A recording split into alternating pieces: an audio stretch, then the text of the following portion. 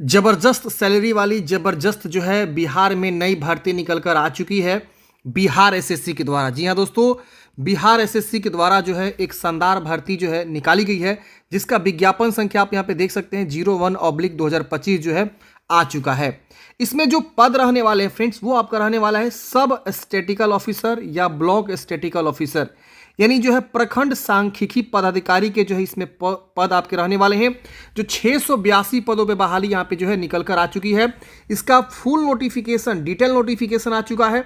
हम आपको इस भर्ती की पूरी इंफॉर्मेशन के बारे में जानकारी देने वाले हैं। जैसे कि सबसे पहले हम आपको बताएंगे टोटल पोस्ट कितना है, सैलरी आपको कितना मिलेगा, इसके अलावा जो हम आपको बताएंगे एज लिमिट, इसके अलावा सिलेक्शन प्रोसेस के बारे में, इसके अलावा जो है कट ऑफ आपका कैसे बनता है, सारा चीज़ हम यहाँ पर आपको बताने वाले हैं। सिलेबस भी आपको समझाने वाले हैं। तो अगर आप जो है बिहार में सरकारी नौकरी पाना चाहते हैं ज़बरदस्त सैलरी वाली, इसमें पे लेवल फ्रेंड्स ना 7 है। जी हाँ दोस्तों, 7 की पे लेवल सैलरी वाली की मैं बात कर रहा हूँ। ये जॉब के बहुत ही शानदार है और काफ़ी दमदार है। बाबू वाला जो जॉब होता है ना फ्रेंड्स, वो आपका जॉब रहने वाला है। तो चलिए समझते हैं इस भर्ती की पूरी इन्फॉर्मेशन के बारे में। वीडियो अच्छा लगे तो प्लीज़ लाइक कर दीजिएगा, अपने दोस्तों को भी जरूर शेयर कर दीजिएगा। पहले हम समझते हैं इस भर्ती के लिए फॉर्म कब से कब तक भरे जाएंगे। तो 1 अप्रैल से लेकर 19 अप्रैल 2025 तक आप फॉर्म को अप्लाई करेंगे। इसका रजिस्ट्रेशन जो है शुरू हो जाएगा और 1 अप्रैल को मैं प्रॉपर एक वीडियो भी बना के बता दूंगा कैसे आपको फॉर्म को भरना है। पहले समझते हैं कि शैक्षणिक योग्यता क्या है इस भर्ती के लिए। फॉर्म भरने के लिए क्वालिफिकेशन देखिए, किसी भी मान्यता प्राप्त विश्वविद्यालय से अगर आपने अर्थशास्त्र में या गणित में या सांख्यिकी में किसी एक विषय से अगर आपने स्नातक किया हुआ है तो आप यहाँ पे फॉर्म को अप्लाई कर सकते हैं। मतलब तीनों सब्जेक्ट में से किसी एक सब्जेक्ट के साथ अगर आपने जो है ना ग्रेजुएशन कंप्लीट किया हुआ है तो आप इस भर्ती के लिए फॉर्म को अप्लाई कर सकते हैं। यहाँ पे एक चीज़ नोट में लिखा हुआ है, पास कोर्स के रूप में उक्त विषयों के स्नातक की डिग्री या पूरक सब्सिडरी जिसको बोलते हैं के साथ स्नातक में डिग्री प्राप्त अभ्यर्थी भी उक्त पद हेतु योग्य होंगे। मतलब आपके पास मान लीजिए सपोज ग्रेजुएशन में कोई सब्सिडरी सब्जेक्ट रहा हो, मेन सब्जेक्ट में नहीं रहा हो, लेकिन इन तीनों में से कोई भी सब्सिडरी के तौर पे रहा हो तो भी आप फॉर्म भर सकते हैं। या जो है पूरक विषय जिसको बोलते हैं, या पास कोर्स के रूप में भी अगर आपने जो है इन तीनों विषय में से किसी एक विषय से अगर आपने पढ़ाई किया हुआ है ग्रेजुएशन लेवल पे तो आप फॉर्म को भर सकते हैं। तो आपको ये क्वालिफिकेशन क्लियर हो गया होगा। सैलरी लेवल 7 है, सैलरी जबरदस्त है। In hand starting salary 70,000 plus यहाँ पे आपको देखने को मिलेगी और आपको जो है काफ़ी सारे फैसिलिटी भी यहाँ पे देखने को मिलती है। पद का नाम रहेगा अवर सांख्यिकी पदाधिकारी, प्रखंड सांख्यिकी पदाधिकारी। सैलरी के बारे में मैं थोड़ा सा आपको गूगल के थ्रू भी जानकारी देने की कोशिश करूंगा जिससे आपको और क्लियर हो सके। देखिए, मैंने गूगल में गया, सर्च किया लेवल 7 सैलरी इन बिहार, तो आप यहाँ पे देख सकते हैं 44,900 जो है यहाँ पे 7th पे कमीशन के आधार पे यहाँ पे जो है मार्च 2025 के लेटेस्ट अपडेट के अकॉर्डिंग बताया गया है कि 44,900। अब इसमें जो डेयर अलाउंसेंस होता है, महंगाई भत्ता, वो सीधे 50% हो जाता है, लगभग 53% 54% के आसपास होता है। तो हम 22,000 के आसपास यहाँ पे जोड़ देते हैं। तो 44 और 22 सोचिए कितना हो गया। काफ़ी अच्छी सैलरी यहाँ पे आपकी जो है लगभग 66,000 ये हो गया। इसके अलावा जो है हाउस रेंट 10% मिलता है 44,900 का। तो सोचिए 10% नहीं तो अगर मान लीजिए अगर जो है 10% भी अगर हम ऐड करते हैं तो अच्छी खासी सैलरी यहाँ पे और ऐड हो जाएगी। तो इस तरह से आपकी in hand starting salary friends 70,000 plus यहाँ पे आपको जो है चली जाती है और सैलरी ज़बरदस्त है, बाबू वाली सैलरी है। अब यहाँ मतलब जॉब भी ज़बरदस्त है, बाबू वाली जॉब मतलब जॉब है। 682 रिक्त पदों पर यहाँ पे वैकेंसी है जिसमें आपको कोटिवार बहाली को तो दिखाया गया है। इसके अलावा यहाँ पे आपको महिलाओं के लिए जो है 231 पदों पे रिजर्वेशन है। 35% डायरेक्ट रिजर्वेशन होता है ना महिलाओं के लिए, तो वो यहाँ पे आपको देखने को मिलेगा। जनरल में 313 पद है, एससी में आपका 98, एसटी में 7 है और यहाँ पे ईबीसी में 112 और बीसी में 62 बहाली है और पिछड़ा वर्ग की महिला के लिए 22 पद है और ईडब्ल्यूएस के लिए यहाँ पे 68 पद है। तो ये आपकी बहाली यहाँ पे निकाली गई है। स्वतंत्रता सेनानी के पोता पोती नतनी के लिए 14 वैकेंसी को रिजर्व किया गया है और दिव्यांग अभ्यर्थियों के लिए यहाँ पे कुछ पदों को रिजर्व किया गया अलग अलग दिव्यांग के अनुसार। उम्र सीमा की बात करें तो यहाँ पे 1 अगस्त 2024 के आधार पे आपकी उम्र सीमा की गणना यहाँ पे की जाएगी, जिसमें यहाँ पे बोला गया है कि न्यूनतम उम्र 21 वर्ष रखा जाएगा और अधिकतम उम्र जनरल पुरुष के लिए 37 वर्ष, मतलब जनरल मेल के लिए बात हो रही है यहाँ पे। और यहाँ पे बीसी ईबीसी महिला पुरुष के लिए बीसी ईबीसी मैं लिख देता हूँ ईबीसी 40 वर्ष और अनारक्षित महिला, भले वो किसी कैटेगरी से आती हो महिला है तो 40 वर्ष और SC/ST महिला पुरुष के लिए 42 वर्ष की उम्र सीमा यहाँ पे रखी गई है। सभी कोटि के जो दिव्यांग है, भले किसी कैटेगरी से आता है, उनका उम्र में 10 वर्षों का छूट है। अधिकतम उम्र यानी यहाँ पे 47 वर्ष के भी अगर विकलांग पर्सन है तो फॉर्म को अप्लाई कर सकता है। न्यूनतम उम्र 21 वर्ष है। अब यहाँ पे कार्य अनुभव, मान लीजिए कोई ऑलरेडी संविदा पे कार्यरत है तो उनको यहाँ पे कार्य अनुभव के आधार पर जो यहाँ पे उनका गणना जो है 31 मार्च 2025 को करा जाएगा। लेकिन वही एज की जो गणना हो रही है वो 1 अगस्त 2024 के आधार पर की जा रही है। तो इस चीज़ को भी विशेष ध्यान देना है, ठीक है ना।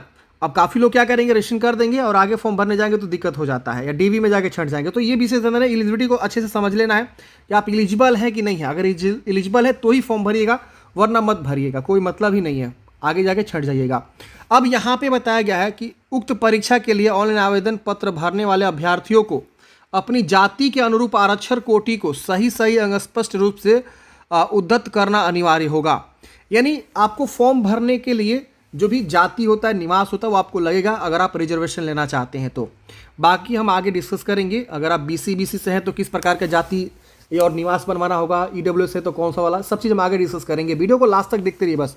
अब यहाँ पे देखिए, यहाँ पे आपका जो सिलेक्शन प्रोसेस है, मेधा सूची, वो यहाँ पे बताया गया है विवरण के तौर पे। लिखित परीक्षा में प्राप्त अंकों के अधिमानता के अनुसार 75 अंक, और कोई अगर संविदा पे पहले से कार्य कर रहा है उनके लिए यहाँ पे 25 अंक का निर्धारित किया गया है। अगर कोई मान लीजिए संविदा कर्मी है, पहले से कार्यरत है, तो उनको मैक्सिमम 25 अंक मिलेगा। हो सकता है कि 1 वर्ष के लिए 5 अंक मिल रहा हो, 2 वर्ष के लिए 10 अंक, ऐसे करके 5 वर्ष अगर तक वो संविदा है तो 25 मैक्सिमम 25 अंक तक उनको दिया जाएगा।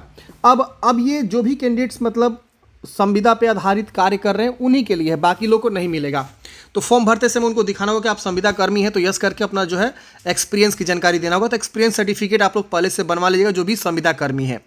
अब यहाँ पे देखिए अधिमानता अंक कैसे बनेगा, यानी मेरिट कैसे बनेगा, यानी यहाँ पे जो है 0.75 से गुणा कर प्राप्त किया जाएगा। इसमें बताया गया कि अधिमानता अंक इक्वल टू परीक्षा में प्राप्त अंक भागे परीक्षा में कुल अंक इंटू 75, तो जो भी आएगा वो आपका हो जाएगा। इसके अलावा संविदा के आधार पर दे अभिमानता, प्रारंभिक परीक्षा मुख्य परीक्षा दोनों में देना, मतलब यहाँ पे आपको छूट मिलेगा।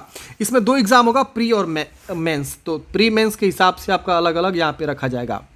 अब यहाँ पे आपको जो है बताया गया है न्यूनतम अर्हतांक, मतलब ये सिर्फ जो है क्वालिफाइंग मार्क्स है, इससे मेरिट नहीं बनेगा, आपको बेहतरीन करना होगा तभी मेरिट बनेगा। यहाँ पे परीक्षा शुल्क के बारे में बताया गया। परीक्षा शुल्क बोला गया है कि अगर आप जनरल, BC, EBC के पुरुष अभ्यर्थी हैं तो 540 रुपये है। SC/ST बिहार के स्थायी निवासी 135 रुपये, और यहाँ पे अगर जो है दिव्यांग है उन सबका 135, और जो है महिला है वो सिर्फ बिहार के निवासी 135 रुपये यहाँ पे लगेंगे। और यहाँ पे बताया गया है कि पुरुष महिला के लिए जो बिहार राज्य के सभी श्रेणी के पुरुष महिला हैं उनको 540 रुपये। तो ये आपका जो आवेदन शुल्क लगेगा। बाकी प्रोसेसिंग एवं सेवा कर टैक्स द्वारा अलग से वहन किया जाएगा, तो हो सकता है कुछ परसेंटेज बढ़ के भी आए। अब यहाँ पे ऑनलाइन जो है 1 अप्रैल से लेकर 19 अप्रैल तक आप फॉर्म को अप्लाई करेंगे। मैं अलग से एक वीडियो बना दूंगा। और मैं आपको बता दूं, स्वास्थ्य विभाग में, हेल्थ डिपार्टमेंट में ऑलरेडी काफ़ी सारी बहाली जो है आई हुई है, जिसमें आपका x ray technician, OT assistant, lab technician, इसके अलावा जो है फार्मासिस्ट, इसके अलावा जो है ड्रेसर की भी बहाली आ चुकी है। तो काफ़ी सारी बहाली जो है लगभग चल रही है। लगभग 15,000 से ज़्यादा बहाली जो है हेल्थ डिपार्टमेंट में आ चुकी है। आज ही के डेट में 19,000 से ज़्यादा पदों पे जो है बिहार पुलिस कांस्टेबल की बहाली आ चुकी है। उसका भी डेट आ चुका है फॉर्म भरने का, 18 तारीख से फॉर्म भरे जा रहे हैं। ऑलरेडी मैंने वीडियो बनाया हुआ है। इसके अलावा बिहार में होमगार्ड की बहाली जो है 15,000 पदों पर आ रही है। तो इसकी बहाली फ्रेंड्स होमगार्ड वाली आ रही है, हो सकता है 2-3 दिन में उसका भी आवेदन स्टार्ट हो जाए। फिर BPSC TRE 3 में भी बहाली आ रही है। बिहार SSC भी और यहाँ पे बहाली लेकर आने वाली है। बिहार में बहाली ही बहाली है फ्रेंड्स। इलेक्शन से पहले काफ़ी सारी बहालियाँ यहाँ पे आने की संभावनाएं हैं। तो आप लोग जो है लग जाइए, अभी आपके पास सही समय है तैयारी करने का, और अभी आपके पास जो है सही समय है जॉब पाने का। अब यहाँ पे सबसे पहले बात करते हैं परीक्षा की प्राकृतिक, वस्तुनिष्ठ होगा। यहाँ पे जो आपका एग्जामिनेशन होने वाला है वस्तुनिष्ठ होगा, जिसमें आपको बताया गया है 40,000 से अधिक आवेदन प्राप्त होने पर प्रारंभिक परीक्षा आयोजित की जाएगी। तो यहाँ पे ये भी है, मतलब मान लीजिए सपोज जो है 40,000 से अधिक कैंडिडेट्स फॉर्म भर देते हैं तो एक प्री एग्ज़ाम कंडक्ट किया जाएगा और उसमें सिलेक्शन किया जाएगा। अगर 40,000 से कम लोग फॉर्म भरते हैं तो डायरेक्टली मेंस एग्ज़ाम हो जाएगा, ठीक है ना। तो वही मेंस और प्री का यहाँ पे जानकारी दिया गया है कि अधिक आवेदन प्राप्त होने पर प्रारंभिक परीक्षा एक से अधिक चरणों में आयोजित की जा सकती है। विभिन्न चरणों में परीक्षा आयोजित प्रारंभिक मुख्य परीक्षा किए जाने की स्थिति में परीक्षा परिणाम सामान्यीकरण की प्रक्रिया अपनाते हुए तैयार किए। नॉर्मलाइजेशन जो है यहाँ पे बोला गया कि अगर एक से अधिक परीक्षा होती है पालियों में तो हम नॉर्मलाइजेशन यूज करेंगे। प्रारंभिक परीक्षा मुख्य प्राकृतिक की होगी, वस्तुनिष्ठ प्राकृतिक मतलब ऑब्जेक्टिव टाइप होंगे। प्रारंभिक परीक्षा के माध्यम से कोटिवार उपलब्ध रिक्तियों के 5 गुना संख्या के बराबर अभ्यर्थियों का चयन मुख्य परीक्षा के लिए किया जाएगा। अगर प्री एग्जाम होता है तो उसमें जो है वैकेंसी के 5 गुना कैंडिडेट्स को जो है क्या होगा, मेंस एग्जामिनेशन को लिए बुलाया जाएगा। तो ये यहाँ पे मुख्य परीक्षा हेतु अलग से विज्ञापन प्रकाशित किया जाएगा। फिलहाल प्रारंभिक परीक्षा का यहाँ पे जो है बताया गया है सिलेबस के बारे में, आप समझ लीजिए। अब प्रारंभिक परीक्षा में एक ही पत्र आपका होगा जिसको सामान्य ज्ञान का होगा, जिसमें सामान्य अध्ययन के क्वेश्चंस रहेंगे, सामान्य विज्ञान और गणित के क्वेश्चंस रहेंगे, मानसिक क्षमता जांच, कॉम्प्रिहेंशन या लॉजिकल रीजनिंग, मेंटल एबिलिटी से क्वेश्चंस आपके पूछे जाएंगे। तो ये 3 सेक्शन से आपके सारे के सारे प्री एग्जाम आपके होने वाले हैं। अगर मेंस होता है, अगर सपोज मान लीजिए प्री नहीं होता है तो मेंस होगा ना, तो डायरेक्टली जो है मेंस के लिए अलग से सिलेबस जारी ये लोग करेंगे। लेकिन फिलहाल प्री के यहाँ पे बताया गया, तो मुझे जहाँ तक लग रहा है कंपटीशन ज़्यादा है, तो 40,000 से अधिक ही फॉर्म गिरेंगे, तो प्री ही पहले होगा, उसके बाद से मेंस होगा। अब प्री का सिलेबस यहाँ पे देखिए क्या बोला गया। प्रारंभिक परीक्षा का सामान्य अध्ययन में क्या पढ़ना है ये यहाँ पे ऑलरेडी दिया हुआ है। समसामयिक विषय में क्या क्या पढ़ना है ये आपको दिया गया। भारत उनके पड़ोसी देश पढ़ना होता है। सामान्य विज्ञान गणित में आपको क्या पढ़ना है ये आपको बताया गया है। सामान्य विज्ञान में आपको क्या क्या पढ़ना है, गणित में क्या क्या पढ़ना है, मानसिक क्षमता जांच परीक्षा में क्या क्या पढ़ना है, डिटेल सिलेबस यहाँ पे इन्होंने दे रखा हुआ है। मुख्य परीक्षा के लिए 2 पत्र होंगे। अगर आपका मेंस होगा तो मेंस तो 100% होगा, भले प्री हो या ना हो, लेकिन मेंस होने वाला है। तो मेंस जो है 100% होगा। तो मेंस में बोला गया सामान्य अध्ययन के क्वेश्चंस रहेंगे, सामान्य विज्ञान गणित के क्वेश्चंस रहेंगे और मानसिक क्षमता जाँच परीक्षा रहेगी। सेम वही रहेगा। अब यहाँ पे मुख्य परीक्षा जो है निम्न विषय यहाँ पे दिया गया है। अब जैसे कुछ अपडेट आएगा मैं आपको अलग से वीडियो बना के दे दूंगा। आप इस चैनल के साथ जुड़े रहिए, जो भी अपडेट होगी इस वैकेंसी रिलेटेड आपको हमेशा मिलता रहेगा। अब बात करते हैं फॉर्म भरने से पहले कौन कौन से डॉक्यूमेंट्स आपको लगते हैं। तो फॉर्म भरने से पहले आप अपना जाति प्रमाण पत्र और निवास प्रमाण पत्र यानी डोमिसाइल जिसको बोलते हैं वो आप जरूर बनवा लेंगे। अगर आप पिछड़ा वर्ग पिछड़ा वर्ग से आते हैं, मतलब BC और EBC से अगर आप आते हैं, तो अपना जो है अंचल पदाधिकारी या राजस्व पदाधिकारी के द्वारा जो बनता है क्रीमी लेयर रहित प्रमाण पत्र वो आप अपना बनवा लेंगे। अगर कोई विवाहित महिला है तो अपने क्रीमी लेयर और या जाति अगर वो बनवाती हैं तो पिता के नाम से और पिता के पते के नाम से आपको बनवाना होता है। इसके बाद से अगर कोई मान लीजिए EWS से बिलोंग करता है तो EWS सर्टिफिकेट अपना जो है फॉर्म भरने से पहले बनवा लेगा। SC ST कोई कैंडिडेट्स है तो वो भी अपना जो है जाति और निवास जो है जरूर बनवा लेगा। EWS वाले भी अपना जो है निवास जरूर बनवा लेंगे। निवास बिहार के निवासी को सबको लगने वाला है, भले वो जनरल हो या किसी और कैटेगरी से हो। लेकिन BC EBC में non creamy layer, SC ST के लिए जाति प्रमाण पत्र, EWS के लिए अपना EWS सर्टिफिकेट लेटेस्ट वाला ही बनवाना होता है। ये नहीं कि बहुत पुराना वाला आप लेकर लगा दिए, गलती हो जाएगा आपसे, आगे चल के छट भी सकते हैं। अब यहाँ बोला गया कि सामान्य प्रशासन विभाग पटना अधिसूचित लिखित परीक्षा ऑनलाइन या ऑफलाइन मोड में आयोजित की जा सकती है। मतलब दोनों माध्यम से आपका परीक्षा हो सकता है, ऑनलाइन भी ऑफलाइन भी। अब फॉर्म भरने का जो इम्पोर्टेंट डेट है यहाँ पे दिया गया है और ऑनलाइन आवेदन भरने की अंतिम तिथि यहाँ पे दिया गया 21 अप्रैल। मतलब मान लीजिए अगर आपने रजिस्ट्रेशन कर दिया, पेमेंट जमा कर दिया और आपका जो है आगे फॉर्म सबमिट करना बाकी रह गया तो आप 21 अप्रैल तक सबमिट कर सकते हैं। फॉर्म भरते समय आपके पास क्या क्या डॉक्यूमेंट्स होने चाहिए, तो मैट्रिक अंक पत्र, मूल प्रमाण पत्र और जो भी आपका ग्रेजुएशन का सर्टिफिकेट है उसका स्नातक से संबंधित प्रमाण पत्र और मूल प्रमाण पत्र चाहिए। इसके अलावा आपके पास संविदा पे पहले से कार्यरत हैं तो उसका जो है प्रमाण पत्र आपके पास होना चाहिए। अनुभव प्रमाण पत्र पहले से अगर कार्यरत हैं तो, हालांकि मैंडेटरी नहीं है। स्थायी निवास आवास से प्रमाण पत्र आपको चाहिए।